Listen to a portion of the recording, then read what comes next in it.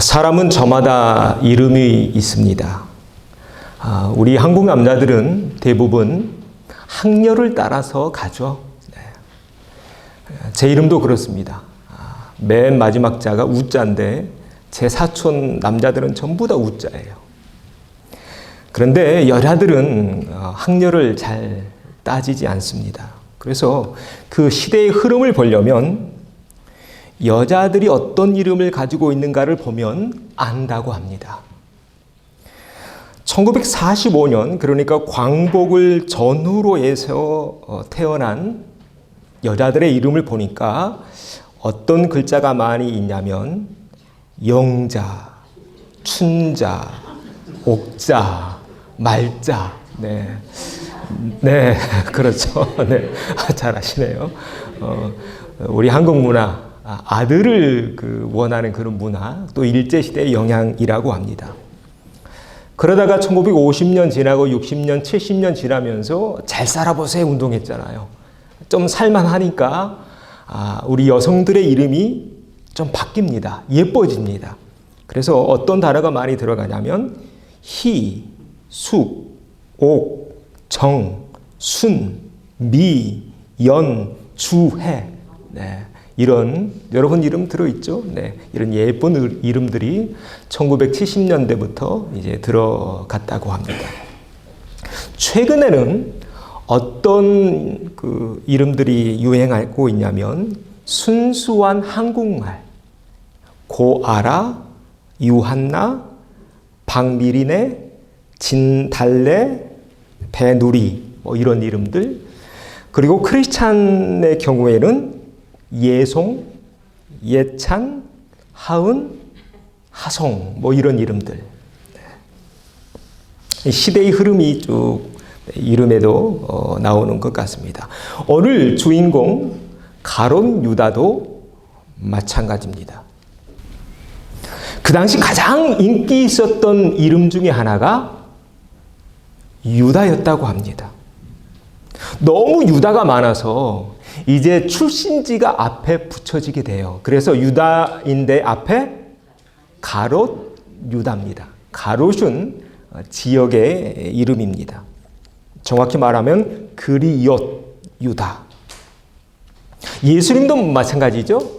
그 당시 예수와 여호수아, 예수라는 이름이 굉장히 많았어요. 그런데 예수님 출신이 나사렛, 그래서 나사렛 예수라고 불려지게 되죠. 자, 그러면 그 당시 왜 그렇게 유다라는 이름을 좋아했을까? 제가 잠깐 그림을 가져왔는데요. 기원전 167년에 마카비 혁명이 일어납니다. 이 당시는 로마가 세계를 정복하고 있었잖아요. 그때 마카비라는 제사장과 그 아들들이 혁명을 일으켜서 로마로부터 독립을 쟁취합니다. 그래서 자신들만의 나라를 갖게 된 거예요. 그때가 언제? 기원전 167년, 그리고 기원전 142년에 독립하게 됩니다. 그래서 이때부터 유대에서 유다라는 이름이 아주 유명해지게 됩니다. 다시 말해 유다 마카비우스 같은 그런 위대한 인물이 태어나서 정말로 다시 한번 우리 이스라엘 민족의 독립을 쟁취해 주기를 기대했던 것입니다. 그런 기대를 품고 부모는 그렇게 이름을 지었던 거죠. 자, 그러면 훗날 가롯 출신 유다는 그 부모님의 기대에 부응했을까요? 그렇지 못합니다. 12명의 반열에 오르기는 했지만 마지막에 무너지고 맙니다. 그래서 배신의 대명사가 되고 말죠. 자, 이 대목에서 우리는 곰곰이 생각해 봐야 합니다. 왜일까? 그는 왜 오늘날 배신의 아이콘으로 남을 수밖에 없었을까? 이에 대해서 오늘 함께 은혜를 나누려고 하는데요. 그는 이 질문에 대답할 수 없었기 때문입니다. 읽어보죠. 나에게 예수님은 어떤 존재인가? 원래 가룟 유다는 처음부터 예수님을 따랐던 사람은 아니었어요. 가룟 유다는 어떤 사람이었는고 하니 여기 네 명의 이름을 보여드릴게요. 한번 읽어보죠. 셀로 시몬, 소 야고보, 다데오 유다, 맨 마지막 가룟 유다. 이 네 명은 어디 출신이냐면 열심당 출신이에요. 자, 무슨 당? 열심당. 말 그대로 열심을 냈어요. 뭐에 열심을 냈을까요? 민족의 독립, 민족의 해방. 그래서 이 열심당원들의 특징은 뭐냐면 항상 품속에 칼을 가지고 다녀요. 그래서 예수님 잡히시는 날 밤에 칼 두 자루가 나오죠. 누구한테서 나왔을까요? 이 네 사람 중에 있어요. 항상 칼을 품고 다녔으니까. 다음 주에 이 열심당원 나머지 3명 더 보게 될 겁니다. 자, 예수님의 12명 중에 몇 명이? 4명이 열심당원이에요. 그러면 몇 %인가요? 네. 굉장히 퍼센트가 높죠? 네. 3분의 1이 열심당원 출신이었던 것입니다. 그렇게 칼을 품고 다녔던 열심당원들, 민족의 독립을 꿈꿉니다. 예수님이 막 유명해지니까 저 예수님에게서 민족의 독립을 이룰 수 있겠구나, 이런 바람을 가지고 예수님을 쫓았던 거예요. 그러던 중에 시간이 지나면서 그들이 예수님을 따르는 목적이 서서히 바뀌어지게 됩니다. 민족의 독립이 아니라 이젠 예수님 자체에 집중하게 되죠. 왜인가요? 예수님이 꿈꾸셨던 나라는 이 땅에서 총칼로 이루는 나라가 아니라, 내 나라는 이 땅에 속하지 않고 어디 속해요? 하늘에 속한 나라임을 이 열심당원들도 서서히 깨우쳐 갔던 것입니다. 그런데 그렇게 모든 제자들이 그 무게중심이 점점 예수님 자체에게, 예수님에게 옮겨가고 있었는데 끝까지 옮겨지지 않았던 한 제자가 나옵니다. 그가 누구예요? 가롯 유다입니다. 이런 제자들의 변화를 통해서 우리가 많은 걸 배우게 돼요. 뭘 배우냐면, 우리가 초신자 때는, 여러분 왜 교회 나오셨어요? 특히 이민자들. 김치 먹고 싶어서. 한국 사람들 보려고. 외롭고 그립고 한국말로 찬송할 수 있다는 거, 그것 때문에 나왔잖아요. 처음에는 그럴 수 있어요. 그런데 10년, 20년, 30년, 40년 교회를 다녔는데도 여전히 그것이 중심이라면, 그것이 이유라면 여기에는 문제가 있습니다. 가룟 유다를 뺀 다른 제자들처럼 점점 삶의 중심, 내가 살아가는 이유가 누구를 향해 옮겨져 가야 돼요? 예수님을 향해 옮겨져 가야 된다. 이게 변화다. 그렇게 옮겨져 가지 않으면 마지막에 누구같이 될 수 있을까요? 가룟 유다같이도 될 수 있다. 이 이야기를 지금 가룟 유다가 하고 있는 것입니다. 그의 인생이. 모든 인간관계도 마찬가지인 것 같습니다. 사람은 누구나 태어날 때 자기 중심성을 가지고 태어나요. 그리고 살려면, 생존하려면 자기 중심성을 무시할 수 없어요. 그러나 나 혼자 살다가 나 혼자 죽으면 그렇게 살다 죽을 수 있지만, 살다가 누군가를 만나잖아요. 누구 만나요? 네, 배우자 만나잖아요. 남편을 만나고 아내를 만납니다. 이때부터는 조금 한 발짝만이라도 내 삶에, 나 중심의 삶에서 이젠 타인 중심의 삶으로 한 발짝만이라도 옮겨가야 합니다. 그래야 가정이 행복합니다. 나는 한 발짝도 다가서지 않으면서 상대편에게, 야, 네가 나에게 모든 걸 다 맞춰. 내 입맛대로 반찬해야 되고 내 생각대로 살아야 되고 모든 걸 나에게 맞춰, 그러면 이 관계는 언젠간 깨져요. 깨져요. 여러분 행복한 가정을 원하십니까? 나 중심에서 상대방 중심으로 많이 말고 얼마만큼? 한 발짝만요. 나 중심성을 우리가 포기할 수는 없어요. 이 땅에 사는 동안 한 발짝만 옮겨보십시오. 그러면 금방 느끼실 겁니다. 더 행복해진다는 것. 누가 옮겨야 될까요? 내가 옮겨야 합니다. 따라서 하시죠. 내가 한 발짝 다가서겠습니다. 네. 여러분, 이게 인생인 것 같아요. 이게 변화예요. 하나님은 우리에게 엄청난 걸 원하지 않으세요. 조금만, 한 발짝만. 그런데 한 발짝도 움직이지 않고 있던 제자가 있더라는 겁니다. 누구? 가룟 유다입니다.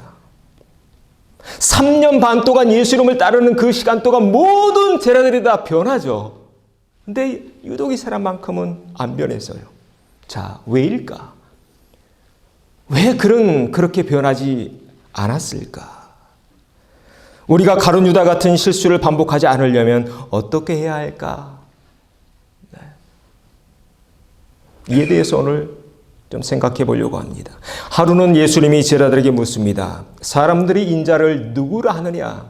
그러자 여러 답이 나오죠. 어떤 사람은 예레미야라고 합디다. 어떤 사람은 세례 요한이 다시 살아났다고 합디다. 이런 얘기들. 그때 예수님 제자들에게 이렇게 묻습니다. 읽어보죠. 너희는 나를 누구로 하느냐? 다른 사람 말고 누가 중요해요? 나의 대답. 나에게 있어서 예수님은 어떤 존재인가? 이 질문을 우리에게 던지고 있는 것입니다. 오늘 여러분에게 있어서 예수님은 어떤 존재인가요? 여기에 명확한 답이 있어야 됩니다. 남이 해준 답 말고, 부모님이 해준 답 말고, 믿음 좋은 남편이나 아내가 해준 답 말고, 누가 한 답? 나 자신, 내가 하고 있는 답. 내 답. 나의 답은 무엇인가? 확실히 믿기는 이 답이 우리의 답이어야 할 줄로 믿습니다. 우리 크게 읽어보죠. 주는 그리스도시요 살아계신 하나님의 아들이시니이다. 아멘. 이 답을 못했어요. 가룟 유다는요. 이 답 누가 한 답인가요? 베드로가 하죠. 이 답했더니 나중에 기둥이 되죠. 첫 번째 제자가 됩니다. 따르긴 따르는데 억지로 마지못해서 아니면 다른 목적과 이유를 가지고 따랐던 가룟 유다는 마지막에 예수님을 배반합니다. 두 번째 보죠. 가룟 유다는 왜 배신의 아이콘이 되었을까? 읽어봅니다. 바늘 도둑이 소도둑된다. 가룟 유다가 평상시에 어떤 행동을 보였는가를 고발하고 있는 장면이 나옵니다. 요한이 고발하고 있네요. 읽어볼까요? 이렇게 말하면 가난한 자들을 생각함이 아니요 그는 도둑이라. 돈 궤를 막고 거기 넣는 것을 훔쳐가미러라. 자, 누가 보고 있어요? 어린 요한이 보고 있었던 것입니다. 예수님의 제자 중에 가장 어린 제자가 요한이었죠. 그때는 어려서 잘 몰랐어요. 그런데 예수님 돌아가신 뒤에 또 가룟 유다가 예수님 팔았다는 거 알고 나서 그 모든 걸 필름을 돌려보니까 그때 가룟 유다가 이랬었어. 그는 뭐예요?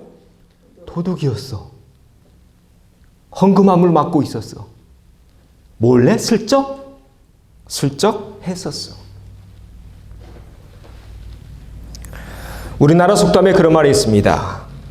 낮에 하는 말은 새가 듣고 밤에 하는 말은 쥐가 듣는다. 가룟 유다는 꿈에도 생각하지 못했을 거예요. 그 장면을 누가 지금 봤어요? 옛날에? 요한이 봤을 거라는 거. 여러분, 그런데 우리 부모들이 가끔 하는 실수가 이것입니다. 우리는 자녀들이 어리다고 말을 함부로 할 때가 있는 것 같아요. 그런데 나중에 보면 아이들이 그때 그 일을 다 기억하고 있어요. 깜짝 놀리죠, 여러분도. 기억하고 있을 뿐만 아니라 우리 그 아이들은 그렇대요. 엄마 아빠가 싸우면요, 누구 때문에 싸우는가라고 본인들은 생각하고 있을까요? 자신 때문에 혹시 싸우는 거 아닐까 하면서 아이들이 죄책감에 빠진대요. 사람이 어릴 때 잘 자라야 되는데 그렇게 폭력적이고 싸우는 가정에서 자라면 아이들이 죄책감이 생긴대요. 죄책감이 생기면요, 자신감이 없어져요.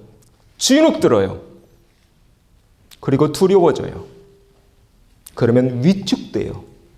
인간관계에서도. 그리고 마음속에 분노가 쌓인다고 합니다.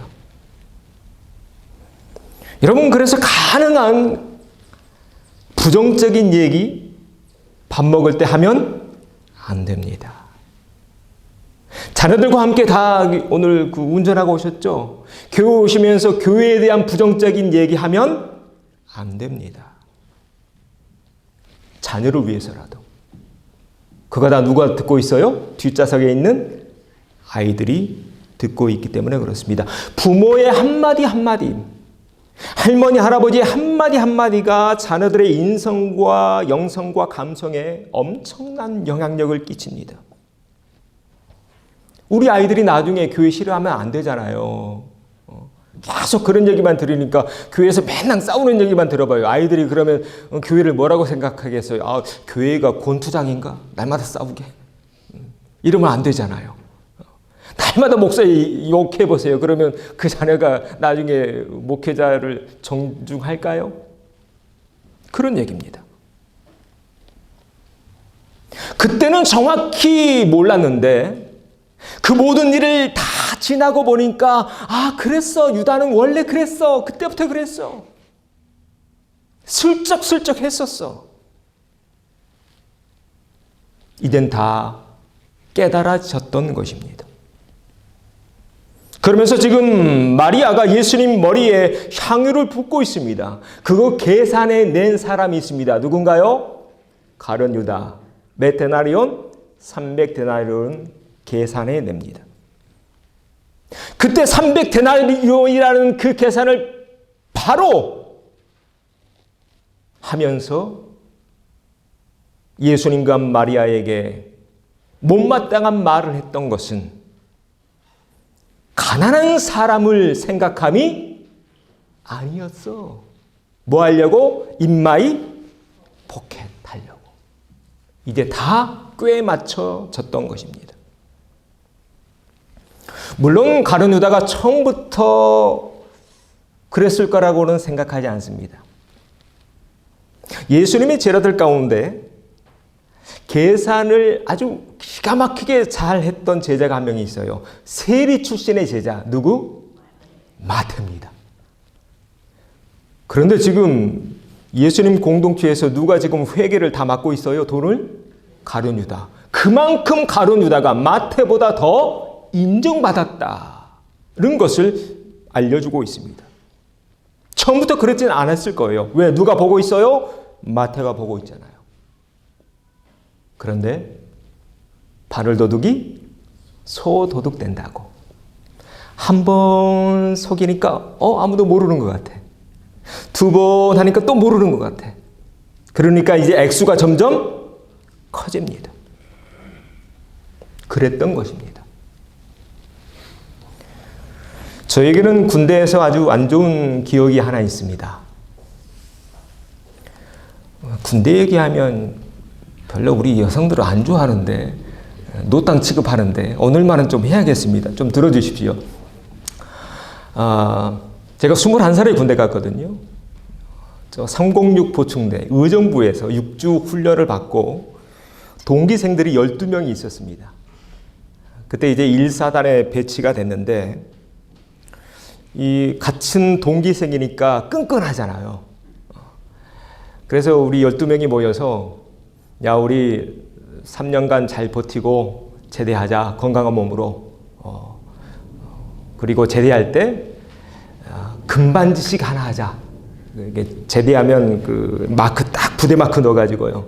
네, 금반지 $1 네, 그때 한 돈짜리 금반지 얼마 안 했어요. 20만 원도 안 들었어요.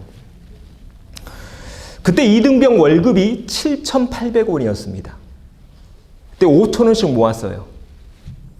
일병이 되니까 또 상병이 되니까 월급이 12,000원이 됐네요. 그러니까 그때부터는 10,000원씩 모았어요. 그래서 20만 원씩 12명 다 모으면 우리가 금반지 할 수 있겠다라고 생각해서 동기회장을 뽑고 전부 다 이제 다 동기회장한테 돈을 맡겼습니다. 제대하는 날이 됐습니다. 12명의 동기생 손가락에 금반지 꼈을까요? 없잖아요, 지금. 네.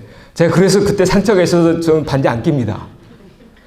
정말 3년 동안 군생활 하면서 5,000원, 10,000원씩 모아가지고, 근데 그 동기회장이 자기 휴가 갈 때 먹고 싶은 거 살짝 거기서 빼가지고 사 먹고, 물론 처음에는 그렇게 생각하지 않았겠죠. 나중에 내가 넣어놓을게 라고 그렇게 생각했겠죠. 그런데 그 액수가 점점 커지니까 감당이 안 되는 거예요. 마지막에 반지는 하나씩 줬습니다. 근데 금반지가 아니라 그냥 반지. 그냥 던지고 왔습니다. 그때 저는 20살 때 깨달았습니다. 아, 돈이란 게 이런 것이구나. 물보다 진한 게 피고 피보다 진한 게 전우애라고 하는데 전우애도 돈 앞에선 맥을 못 치는구나. 아마 가룟 유다도 마찬가지였을 것 같습니다.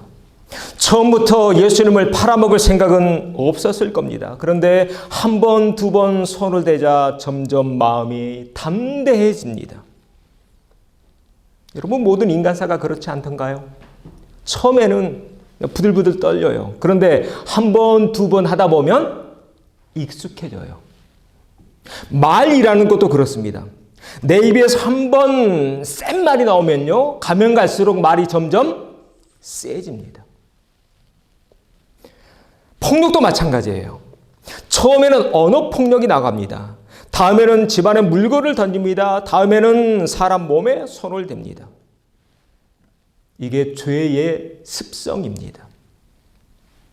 시간이 지나면 지날수록 내 행위에 대해서 점점 사람은 무감각해져요. 그리고 자기 합리화를 시킵니다. 이런 경우를 성경은 이렇게 말하고 있더군요. 읽어보죠.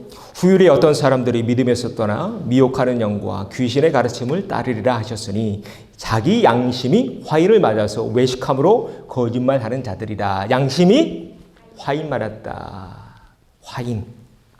불로 지져져서 태워져 버렸다는 겁니다. 죽어져 버렸다는 거예요. 그래서 사기치는 사람들 보십시오. 교도소 갔다 와도 또 사기칩니다. 그래서 여러분, 처음이 중요해요. 시작이 중요해요. 한 번, 두 번 하다 보면 사람은 더 이상 양심의 가책을 받지 않게 됩니다. 자, 그러면 어떻게 해야 될까? 어떻게 해야 이 사탄이 우는 사자와 같이 삼킬차를 찾아가면서 우리 마음에 시험을 주는 이 마지막 때에 내 양심 지키고 내 명예 지키고 내 신앙 지키며 살아갈 수 있을까? 세 번째입니다. 이걸 기억해야 되는데요. 읽어보죠. 욕심이 눈을 가린다. 자, 뭐가 문제예요? 욕심이 문제예요. 모든 건 사실 욕심이 문제예요. 마음의 문제라는 것입니다.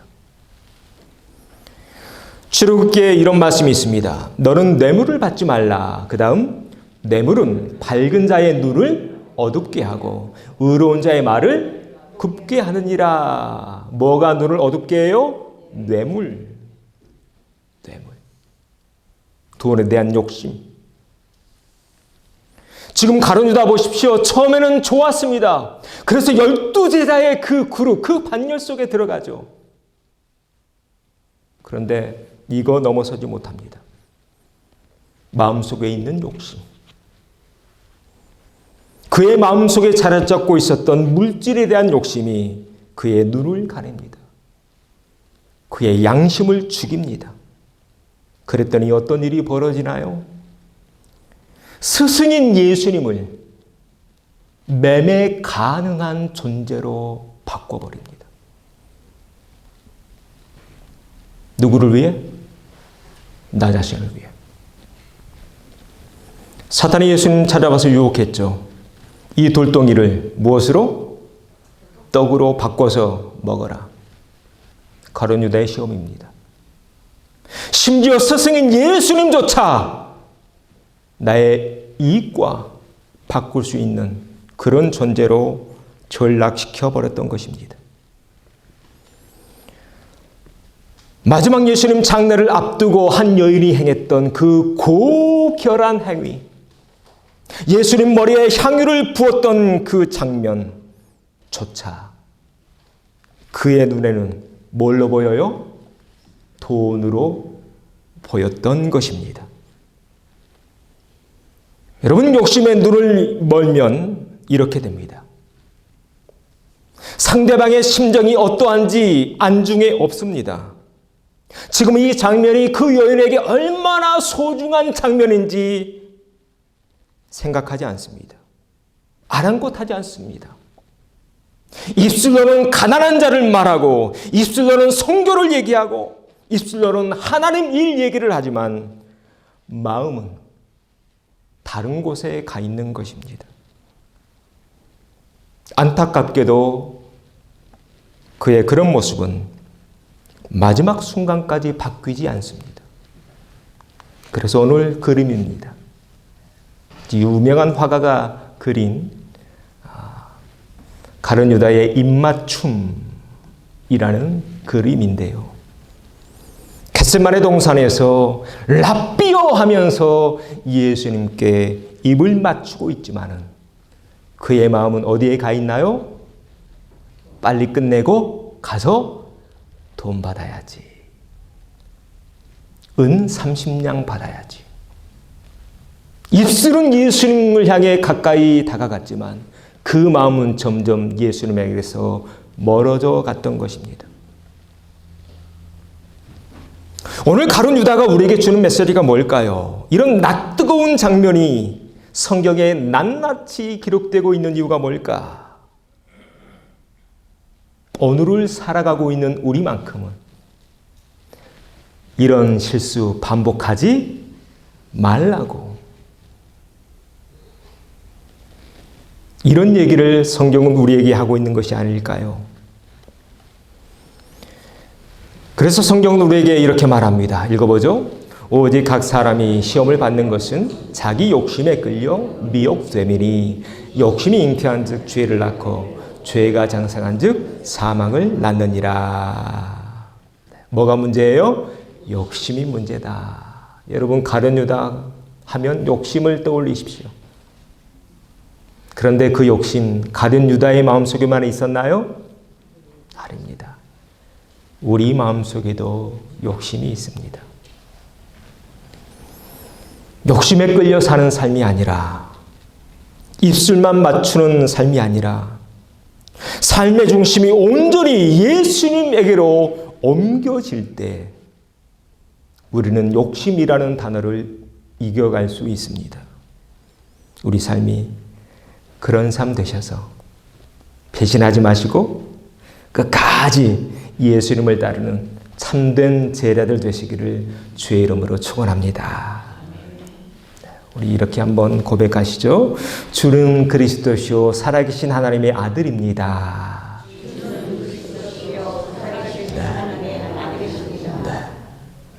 나 중심에서 점점 누구 중심? 예수님 중심에게로 옮겨져 가는 것이 믿음의 과정이다. 인간관계도 마찬가지라고 했어요. 자, 옆에 있는 분들에게 한번 이렇게 고백하시죠. 한번 쳐다보세요. 옆에 있는 분들. 네. 나 중심으로 살면요 행복하지 않을 거예요. 옮겨져 가야 돼요. 얼마만큼? 한 발짝만요. 한 발짝만. 이렇게 고백하면서 인사합니다. 당신은 내 인생에서 소중한 존재입니다. 당신은 내 인생에서 소중한 존재입니다. 아멘. 이런 고백하며 살 때 더욱 행복한 가정 되게 될 줄로 믿습니다.